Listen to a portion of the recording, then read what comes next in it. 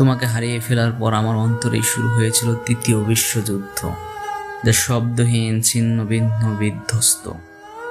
আমার প্রতিটি শ্বাস এখন কোনো এক নীরব বোমার গর্জন, প্রতিটি স্মৃতি একটি অগ্নিবিন্দু যা জ্বালিয়ে পুড়িয়ে ছারখার করে দেয় আমার সব স্বপ্ন। রাতে আমার ঘুম হয় না, প্রতিটি মুহূর্তে মনে হয় কোনো প্রবল ধ্বংসলীলা ঘটবে, আর আমার ছোট্ট মনের সব প্রশান্তি ধ্বংস করে দিবে। আমার ভেতরের সব দ্বিধাদ্বন্দ্ব একে একে জেগে ওঠে, একে অপরের উপর ছুঁড়ে দুর্ধর্ষ বিষাক্ত তীর। আমার আর বাঁচতে ইচ্ছা করে না, তবুও কোনো অপ্রকাশ্য কণ্ঠ বলে, বাঁচো।